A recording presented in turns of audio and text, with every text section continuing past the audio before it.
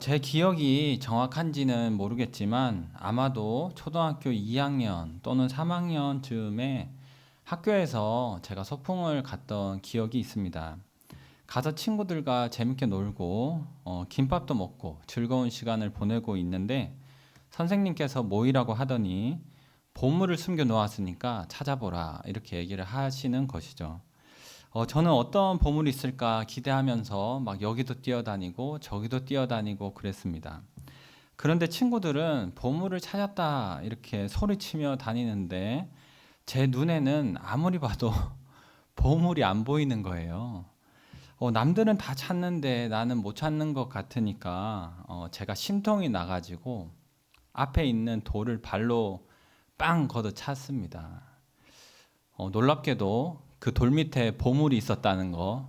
네, 그래서 제가 신나가지고 선생님께 달려가서 선생님 저 보물 찾았어요 이렇게 했던 기억이 있습니다. 저는 우리의 소명도 비슷하다라고 생각을 합니다. 어린 제가 예상치 못한 곳에서 보물을 발견했던 것처럼 우리가 계획하지 않은 삶이라 하더라도 우리가 예상하지 못한 삶이라 하더라도 거기에도 소명이 있는 것이죠. 다만 우리가 아직 발견하지 못했을 뿐이라 생각을 합니다. 오늘 설교의 제목처럼 어떤 상황에도 소명은 있는 것인데 그 이야기를 에스겔 선지자의 이야기를 통해서 함께 나누도록 하겠습니다. 첫 번째는 어떤 상황에도 소명은 있다는 것인데요. 저희 에스겔 1장 1절부터 3절까지 말씀 같이 한번 읽도록 하겠습니다. 시작. 서른째 해 넷째 달 초닷새에 내가 그발 강가 사로잡힌 자 중에 있을 때에 하늘이 열리며 하나님의 모습이 내게 보이니 여호야긴 왕이 사로잡힌 지 5년 그달 초닷새라. 갈대아 땅 그발 강가에서 여호와의 말씀이 부시의 아들 제사장 나 에스겔에게 특별히 임하고 여호와의 권능이 내 위에 있으니라. 아멘. 민수기 4장 2절부터 3절에 따르면 제사장의 직무는 30살부터 시작하기 때문에 제사장 가문에서 태어난 에스겔은 자신이 30살이 되면 성전에서 제사장의 일을 하며 살아갈 것이라고 생각을 했을 것입니다.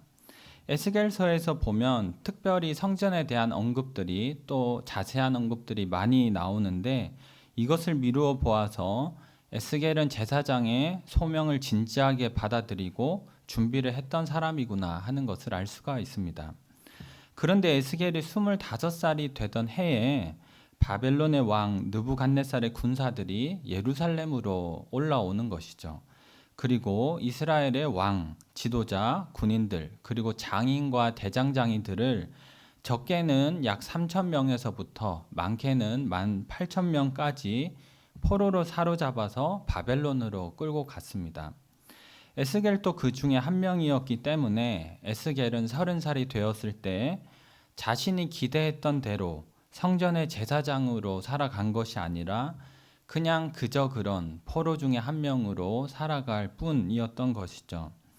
그런데 3절에 보면 암울한 상황에 있는 에스겔에게 하나님의 말씀이 임하게 되고 이 일을 기점으로 에스겔은 제사장이 아니라 선지자로서의 소명을 이어가게 됩니다. 이러한 내용이 우리에게 주는 교훈은 어떤 상황에도 소명은 있다는 것입니다. 포로로 끌려갔다고 해서 소명이 없는 것이 아닙니다. 포로로 끌려간 곳에도 소명은 있습니다. 다만 소명의 모양은 다를 수 있다라고 생각은 합니다. 만약에 에스겔이 포로로 끌려가지 않았다면 에스겔은 선지자가 아니라 제사장으로서의 소명을 따라 살아갔겠죠.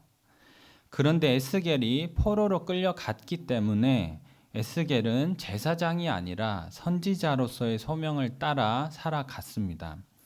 에스겔이 제사장의 소명을 따라 살든 선지자의 소명을 따라 살든 뭐가 중요하겠습니까?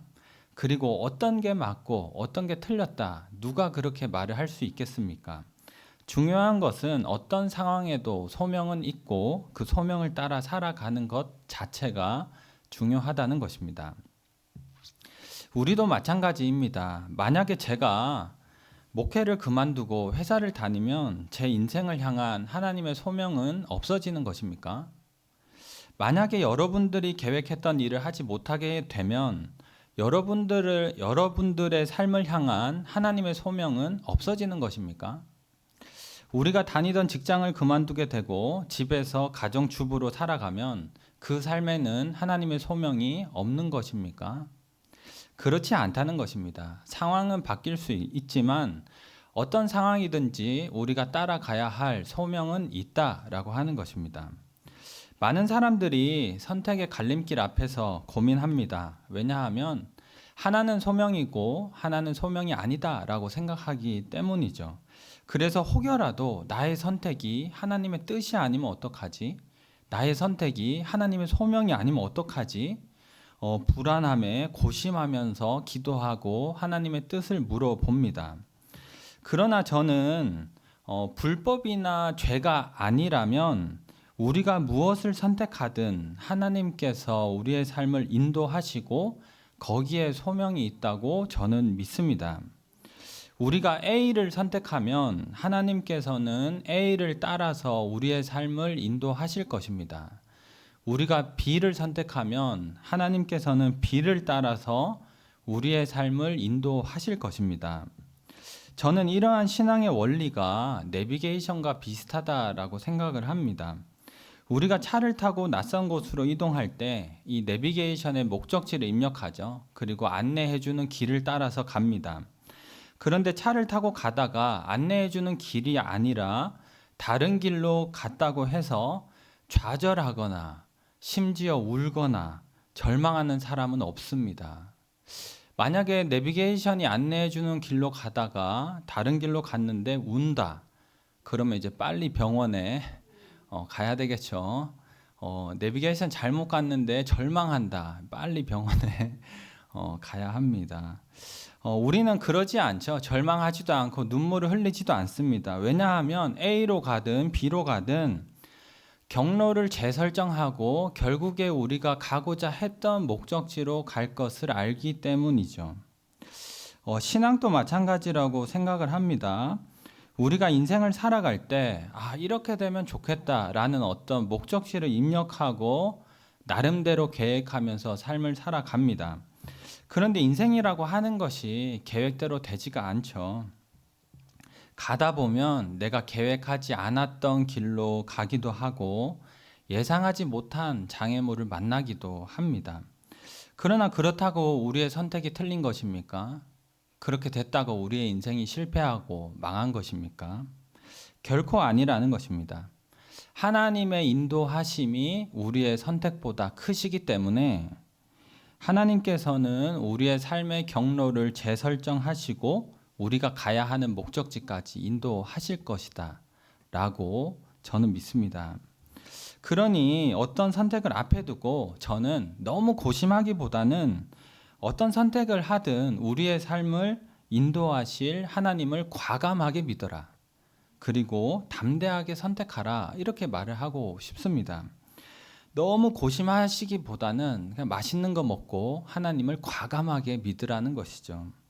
혹 그 길이 돌아서 가야 하는 길이라면 돌아서 가게 하실 것이고 멈추었다 가야 하는 길이라면 멈추었다 가게 하실 것입니다.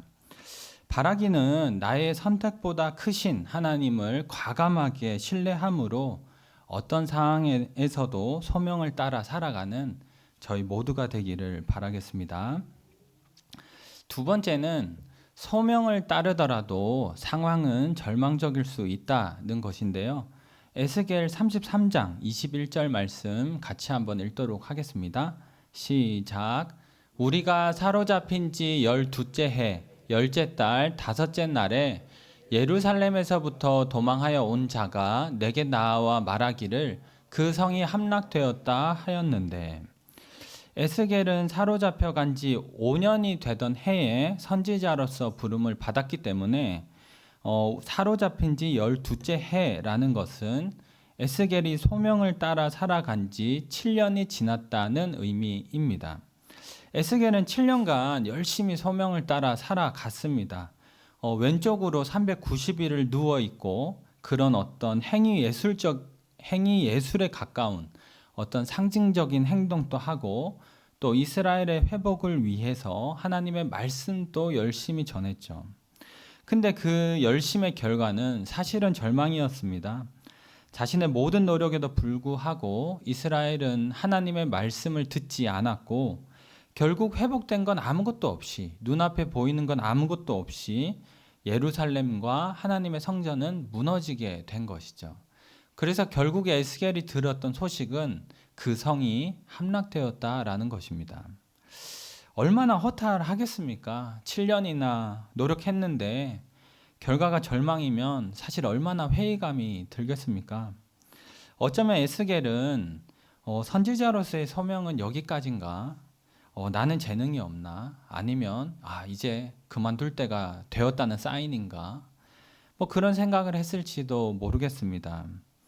이런 순간이 되면 누구라도 좌절하고 소명을 따라 살아가고 싶지 않겠죠. 에스겔만 그렇겠습니까? 우리 교회에 많은 순장님들 어떻습니까? 나는 한다고 했는데 순원들이 따라오지 않을 때 얼마나 허탈합니까?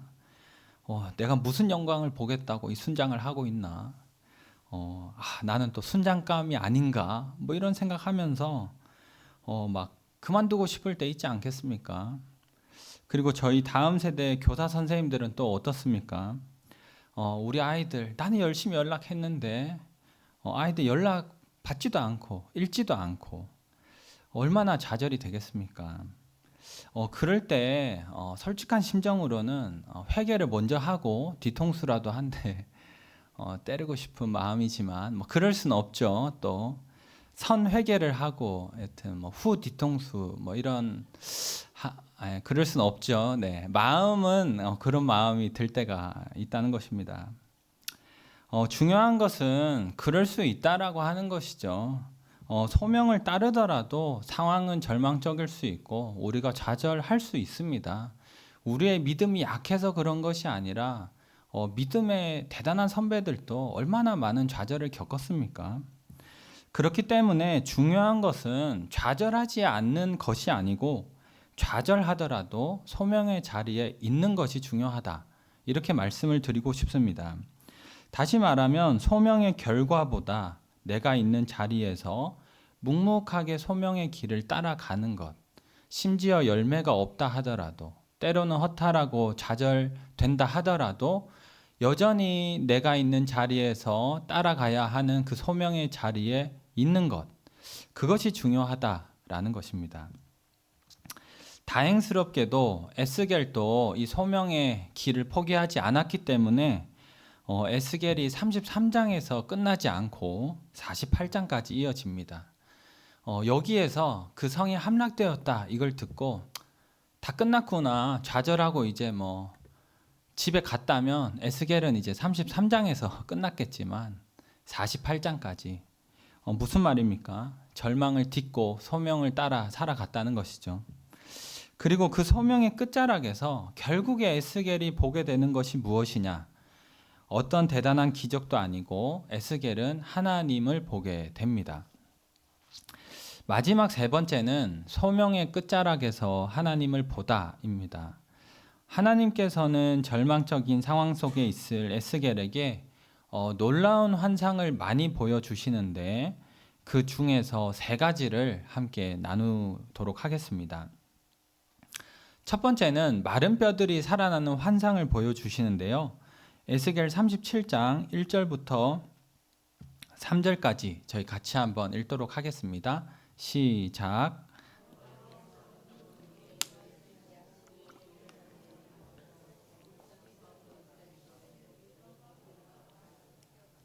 나를 그 뼈 사방으로 지나가게 하시기로 본즉 그 골짜기 지면에 뼈가 심이 많고 아주 말랐더라.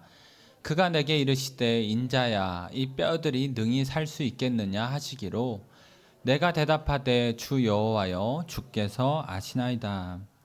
하나님께서는 절망적인 상황 속에 있을 에스겔에게 놀라운 환상을 보여주시는데 그 중에 하나가 저희가 잘 아는 마른 뼈가 살아나는 환상입니다. 에스겔은 환상 중에 마른 뼈가 너무나도 많은 골짜기를 보게 되는데, 여기에서 마른 뼈라고 하는 것은 죽은 지 너무 오래되어 가지고 다시 살아날 가능성이 없는 상태를 말합니다. 그리고 신앙적으로 보면 이제 완전히 영적으로 죽어버린 이스라엘을 비유하는 것이죠. 3절에 보면 하나님께서는 에스겔에게 묻습니다. 이 뼈들이 능히 살 수 있겠느냐? 사실 이 질문은 에스겔의 폐부를 찌르는 말입니다. 에스겔은 계속된 사역에 지쳤고 소망 없는 사역에 좌절하고 있습니다.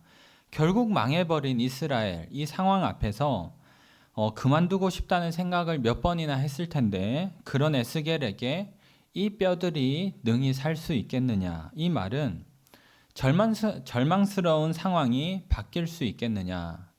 다시 말해서 절망스러운 상황에도 소명을 이어갈 수 있겠느냐? 라는 질문이었을 것입니다. 이미 에스겔은 완전히 죽어버린 것과 같은 그 상황이 쉽지 않다는 것을 알죠. 당연히 7년의 사역 동안 얼마나 많은 좌절을 겪었겠습니까? 그러니까 선뜻 당연히 할 수 있습니다, 이렇게 대답하지 않고 하나님께서 아십니다, 이렇게 대답을 했던 것이죠. 그때 하나님께서는 놀라운 것을 보여주시는데요. 에스겔 37장 9절부터 10절 말씀 같이 한번 읽겠습니다. 시작. 또 내게 이르시되 인자야 너는 생기를 향하여 대언하라. 생기에게 대언하여 이르기를 주 여호와께서 이같이 말씀하시기를 생기야 사방에서부터 와서 이 죽음을 당한 자에게 불어서 살아나게 하라 하셨다 하라. 이에 내가 그 명령대로 대언하였더니 생기가 그들에게 들어가매 그들이 곧 살아나서 일어나 서는데 극히 큰 군대더라. 9절과 10절의 내용은 간단합니다. 하나님의 말씀을 따라서 생기가 들어가니까 마른 뼈들이 단순히 살아나는 정도가 아니라 큰 군대가 되었다, 이렇게 설명을 합니다.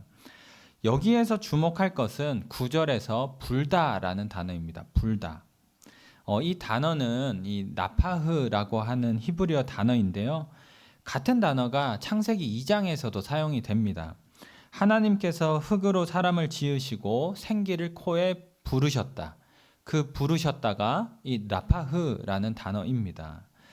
그러니까 에스겔 37장에서 마른 뼈들이 살아나는 것은 단순히 살아났다 이런 의미가 아니라 하나님께서 마치 태초의 창조와 같은 새로운 창조를 시작하시겠다는 의미라고 하는 것이죠. 이것은 신약에서도 등장을 합니다. 요한복음 20장 22절에 보면 예수님께서 제자들에게 숨을 내쉬며 이르시되 성령을 받으라. 아무런 이유 없이 요한이 숨을 내쉬다 이렇게 기록한 것이 아니라 예수님의 행동 역시도 이 불어넣으시는 마치 새로운 창조의 행위라는 것을 보여주는 것이죠. 그래서 성도가 성령을 받는 것은 단순히 성령을 받고 이것이 아니라 마치 하나님의 새로운 창조이자 동시에 새로운 창조의 역사에 우리가 참여하는 것이다 라고 말할 수도 있겠습니다. 다시 돌아와서 정리를 하자면 하나님께서는 마른 뼈가 다시 살아나는 환상을 통해서 이제 새로운 창조를 시작하실 것을 에스겔에게 알려주신 것입니다. 여기까지가 첫 번째 환상이고, 두 번째 환상은 떠나간 하나님의 영광이 돌아오는 환상을 또 보여주십니다. 에스겔 43장 4절과 5절 말씀 같이 한번 읽도록 하겠습니다. 시작.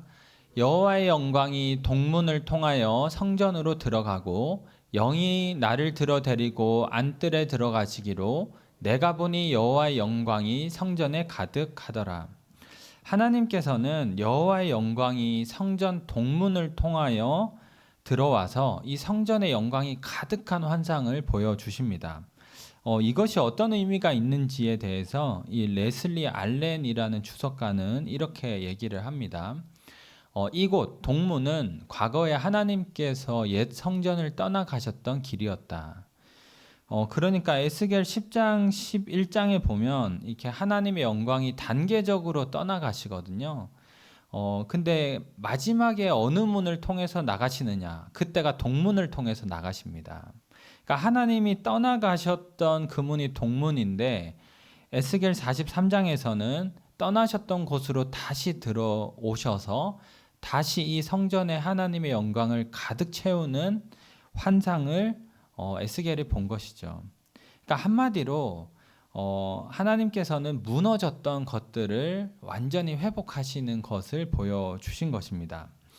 그리고 에스겔 44장을 보면 이 동쪽뿐만 아니라 이 성전의 북쪽에도 하나님의 영광이 가득한 것을 보여주시는데요. 저희 에스겔 44장 4절을 같이 한번 읽겠습니다. 시작. 그가 또 나를 데리고 북문을 통하여 성전 앞에 이르시기로 내가 보니 여호와의 성전에 가득한지라.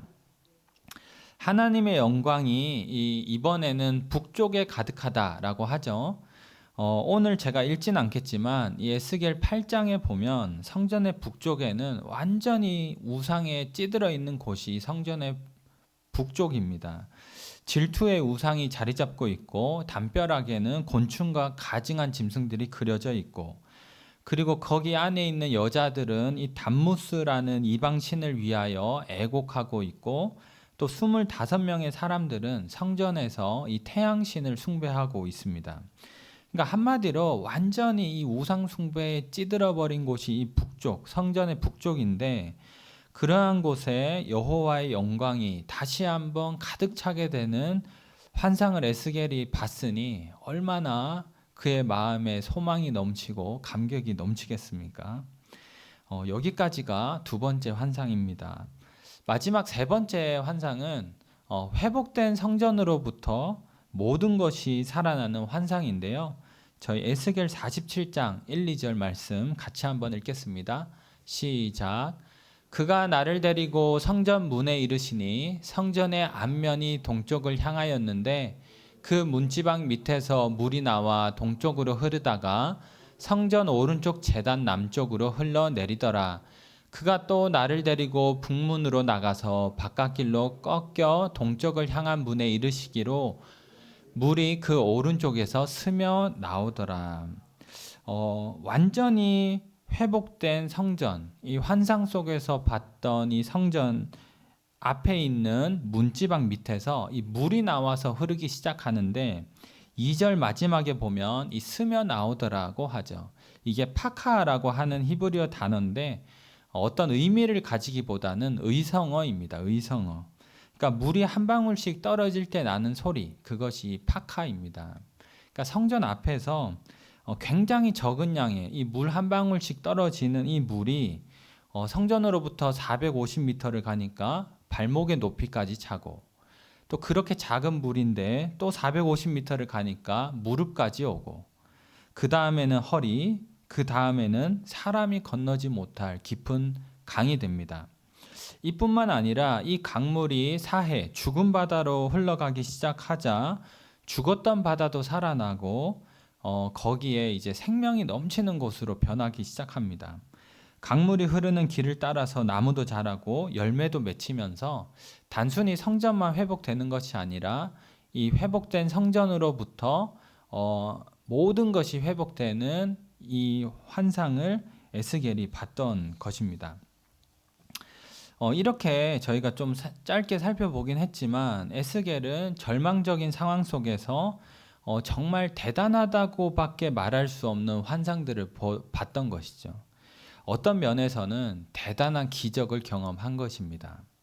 그런데 에스겔은 이 대단한 기적으로 끝나는 것이 아니라 거기 계시는 하나님으로 끝이 난다는 것입니다.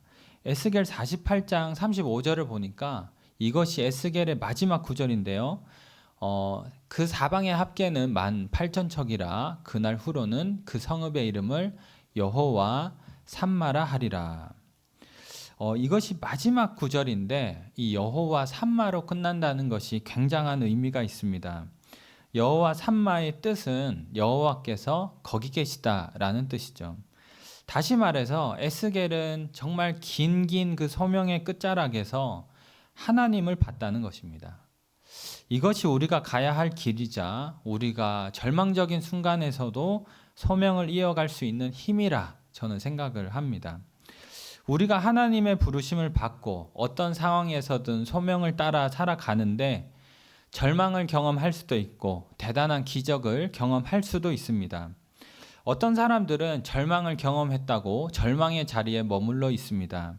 어떤 사람들은 대단한 기적을 경험했다고 대단한 기적의 자리에 멈추어 있습니다. 그러나 어느 것도 우리의 목적지가 아니라고 하는 것입니다. 우리의 최종 목적지는 결국에는 하나님이시다는 것입니다. 우리가 소명을 포기하지 않아야 하는 이유, 절망적인 상황 속에서도 우리가 묵묵하게 소명의 자리를 지켜가야 하는 이유는 언젠가 우리가 대단하게 성공을 한다거나 대단한 기적을 보게 될 것이기 때문이 아니라 우리의 소명의 끝자락에는 거기 계시는 하나님이 계시기 때문에 우리가 소명을 이어가야 한다고 하는 것이죠. 그래서 우리는 절망의 순간에도 다시 일어나서 하나님을 향해서 걸어가야 하고 기적의 순간에도 그 기적에 취하지 말고 다시 일어나서 하나님을 향해서 걸어가야 하는 것입니다. 바라기는 소명의 끝자락에서 거기 계시는 하나님, 그 하나님을 바라보며 또 묵묵히 걸어가는 저희 모두가 되기를 바라겠습니다. 이제 결론을 맺도록 하겠습니다. 1990년에 이 허블 망원경이 우주에 발사되기 전에 사람들은 우주에는 아무것도 없다라고 생각을 했습니다. 왜냐하면 눈으로 보기에 우주는 깜깜하고 아무것도 보이지 않았기 때문에 우주는 그냥 텅 비어 있고 아무것도 없어 이렇게 생각을 했던 것이죠. 그런데 1995년에 한 천문학자가 아무것도 없긴 한데 깜깜하고 아무것도 없고 비어 있는데 그래도 거기 한번 찍어보면 어때? 이렇게 엉뚱한 제안을 하게 되고 이 제안에 따라서 이 허블 망원경, 대단히 비싼 망원경으로 그곳을 오랜 시간 촬영을 하게 됩니다. 어떻게 되었을까요? 우리가 알다시피 아무것도 없다고 생각한 그곳에 저희가 다 상상할 수 없을 만큼의 별들이 있었던 것이죠. 사람의 눈에 보이지 않았을 뿐이지 그곳에는 별들이 빛나고 있었다는 것입니다. 우리의 삶도 마찬가지입니다. 우리의 삶이 때로는 계획대로 되지 않고 때로는 힘겨운 순간을 지나갑니다. 그 순간에 우리의 눈으로 보면 아무것도 없어. 이 자리에 뭐가 있겠어. 여기에 뭐가 있겠어. 이런 생각이 사실 절로 듭니다. 그러나 포로로 끌려간 땅에도 소명이 있는 것처럼 아무것도 없는 곳에서 별이 빛나는 것처럼 계획대로 흘러가지 않은 삶에도 소명은 있는 것입니다. 다만 아직 우리가 보지 못했던 것일 수 있겠죠. 그러니 어떤 상황에서도 우리가 소명이 있음을 믿어라. 그리고 우리의 선택보다 크신 하나님의 인도하심을 과감하게 믿어라. 때로는 절망스러운 순간도 또 소명을 따라가다 보면 또 대단히 기쁘고 대단한 기적도 우리가 경험하게 되겠지만 어느 것도 우리 소명의 끝자락은 아닙니다. 우리의 소명의 끝자락은 결국에 거기 계시는 하나님, 그 자리에 계시는 하나님을 향해서 우리가 한 걸음 한 걸음 가는 것입니다.